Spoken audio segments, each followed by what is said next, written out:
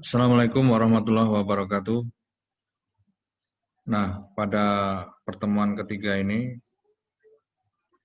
ada hubungannya dengan pertemuan kedua ya. Jadi pada pertemuan kedua kemarin tentang peristiwa tunggal dan majemuk, di mana pada peristiwa majemuk itu atom-atomnya saling berpengaruh sehingga menghasilkan pengaruh-pengaruh itu menghasilkan suatu hal yang unik ya. Misalnya kemarin itu puncak grafiknya kemarin.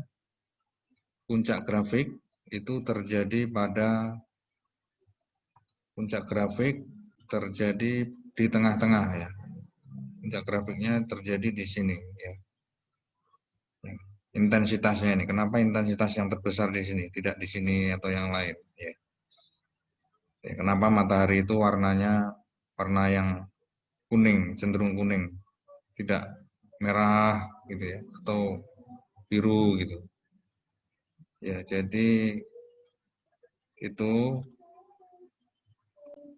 nah, pada pertemuan 3 ini kita akan buat model yang lebih sederhana, ya. Peristiwanya itu disederhanakan, ya. Jadi ada interaksi-interaksi dan nanti ada yang terbesar gitu, tapi disederhanakan. Nah, contohnya misalnya di sini, ini ada sistem yang berisi 10 atom atau 10 partikel.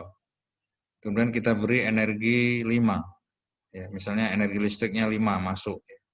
Kemudian energi 5 ini nanti apa yang terjadi dengan energi 5 ini? Apakah diserap oleh semua atom secara merata atau tidak merata dan lain-lain. Nah, kita menggunakan asumsi ya. Asumsi ini untuk memudahkan analisis. Ya, penyederhanaan. Asumsinya apa? Satu partikel hanya dapat menyerap energi dengan bilangan bulat. Misalnya 0 berarti tidak nyerap, 1 menyerap 1, 2, 3 dan maksimal 5 ya. Tidak mungkin dia nyerap 6 karena energinya kan yang masuk 5. Kemudian tidak boleh menyerap yang tidak bulat, misalnya 1,5, 2,5 tidak boleh, karena itu mempersulit model ini. Jadi ini dibuat sederhana dulu modelnya. Nah, kemudian nanti kita dapat menghitung berapa pola pembagian energi atau distribusi energi atau bagaimana 5 energi itu diserap. Ya. Nanti kita bisa buat, pertama dibuat dulu grafik ya, grafik. Grafiknya seperti ini, ada tabel distribusi, sebuah sistem yang sederhana. Kemudian ada nomor partikel ya, ini 1 sampai 10. Ini nomor partikel. Kemudian nanti kita lihat polanya. Pola A itu 5 energi yang masuk diserap oleh satu partikel. Nah, dalam gambar ini diserap oleh partikel nomor 1. Ya. Tetapi bisa juga diserap oleh nomor 2, diserap oleh nomor 3. Jadi ada berapa kemungkinan? Ada 10. Itu mudah dianalisis. Jadi ada 10 kemungkinan partikel diserap oleh 5 energi diserap oleh satu partikel. Kemudian ada pola kedua. Pola kedua itu ada 2 partikel yang nyerap. Ya. Satu nyerap 4, satu nyerap 1. Partikel yang mana saja ini bisa diserap oleh 1, ini bisa diserap oleh 2, kalau ya macam-macam ini. Ini pola ya. Pola yang B ini kemungkinannya, jumlah kemungkinannya ada 90. Nah ya, kalau yang 10 tadi dicari manual masih mudah. Ya. Ini kemungkinan ini kemungkinan ke sini. Ini 10 masih mudah, tapi kalau udah yang ini 4 diserap 1, yang 1 diserap 2, yang 1 diserap 3, yang 4 diserap 2 dan seterusnya, itu rumit itu. Kalau dicari manual. Ya, kalau dicari manual rumit, makanya nanti ada rumus mencari jumlah pola ini dengan cara permutasi. Ya. Permutasi itu kan, dari permutasi itu apa permutasi? Menyusun variasi-variasi benda-benda. Ya, misalnya ada huruf A, B, C. 3 huruf A, B, C. Kemudian huruf A, B, C ini mau divariasi. Ada A, B, C, A, C, B, B, B, A, C, B, C, A, dan seterusnya. Ada berapa kemungkinan? Nah, itu bisa dihitung dengan permutasi. Rumus permutasi. Rumus permutasi ada di bawah, ada di Di sini ya, rumus permutasi itu permutasi dari N jumlah benda disusun menjadi R sekian benda dengan K itu unsur yang sama. Ya.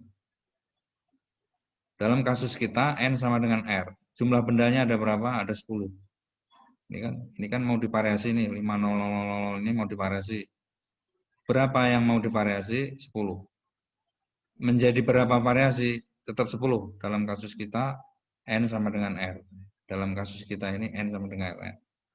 Ada kemungkinan nanti N tidak sama dengan R, itu ada. Ya, misalnya dalam kasus ada 10 macam mobil yang mau dijual. Kemudian 10 macam mobil ini mau dipajang di depan ruko, ya. Majangnya hanya bisa 3. Dari 10 mobil hanya bisa dipajang 3. Maka R-nya itu 3. Ya, N-nya itu 10, R-nya 3, ya. Itu supaya mudah seperti itu. Nah, dengan memasukkan rumus ini, N-nya berapa, R-nya berapa, K-nya berapa, ya. Tadi N sama dengan R ya. Dalam kasus kita K-nya itu ada 9, 00-nya itu. Yang sama-sama ini ada 9. Ya. Yang sama-sama ada 9, masukkan 9 nanti hasilnya 10. Nah, untuk yang B, yang B ini N-nya sama dengan R, tetap 10. Kemudian unsur samanya menjadi 8. Ya, ini unsur samanya jadi 8. Unsur yang sama itu hanya satu macam, yaitu 0, dan jumlahnya 8. Nah, nanti kalau unsur samanya itu lebih dari 2, misalnya ini dalam kasus D, itu unsur samanya itu 2 macam, 0, 0, 0, 0, ada ini, kemudian 1, 1. Jadi unsur samanya ada 2 macam. Nah, kalau unsur samanya 2 macam, maka K-nya ini dibuat 2, yaitu K1 faktor dan K2 faktorial. K1 faktorial, K2 faktorial.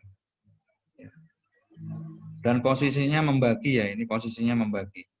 Jadi N ini di atas, dan yang selain N ini berada di bawah semua. Posisinya membagi. Oh, jadi begitu, nanti pola-pola ini bisa dicari dengan rumus, ya. Dan ternyata setelah dicari ini ada pola yang sampai 360, ada yang sampai 840. Dan ternyata pola terbanyak itu yang F. Ya. F. G itu rendah, masih rendah di 252. G ini polanya gimana? 5 energi dibagi rata ya. Satu-satu, walaupun yang lain nggak dapat, karena nggak bisa lagi selain satu-satu ya. Dan ternyata yang jumlahnya paling banyak, kemungkinan paling banyak itu yang F, di mana pembagian itu tidak terlalu merata, tidak terlalu merata. Ya, di sini monopoli, di sini ada monopoli ya, seolah-olah monopoli. Ya, di sini merata. Nah, ternyata agak-agak di sini nih yang paling banyak polanya.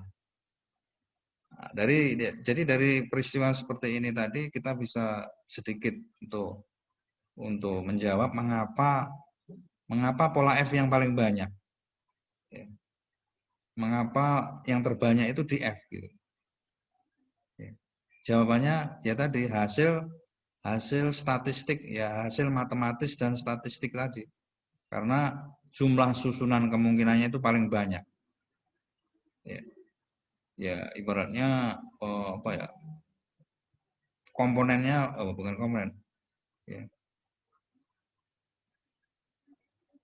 ibarat kalau partai itu pendukungnya paling banyak gitu, dan makanya dia kemungkinan besar ya menang gitu ya, ibaratnya seperti itu. Jadi jumlah kemungkinan yang di sini, jumlah kemungkinan yang F ini macam-macamnya itu, keadaannya itu F-nya yang paling banyak variasinya itu ya. F paling banyak variasi.